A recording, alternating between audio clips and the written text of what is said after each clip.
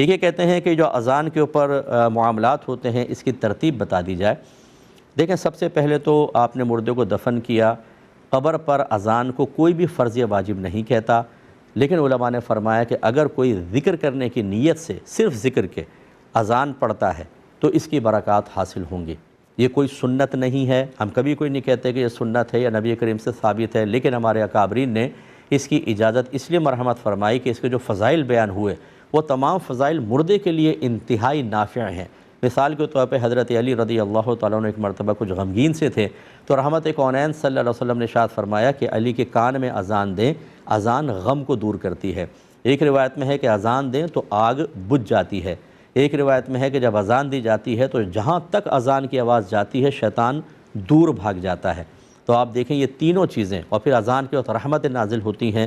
چوتھی چیز بھی لے لیں، مردے کو ان تمام چیزوں کی ضرورت ہے۔ شیطان دور ہو تاکہ منکر نکیر کے سوالات کے جوابات میں آسانی ہو، اس کی قبر میں آگ نہ ہو، رحمت نازل ہوں، شیطان دور بھاگ جائے، سکون ہو۔ اس لیے یہ اذان اگر کوئی دیتا ہے ذکر کی حیثیت سے تو کوئی حرج نہیں ہے، کیونکہ ہماری شریعت نے اذان کے نماز کے علاوہ بھی اذان کا تصور دیا اور برکت کے لیے دیا ہے۔ جیسے بچے کے کان میں اذان دینا وہ برکت کے لیے ہوتی ہے، اسی طرح یہاں پر بھی ہوتی ہے۔ تو سب سے پہلے اذان کا معاملہ ہو جائے، اس کے بعد پھر سورہ بقرہ پڑھیں۔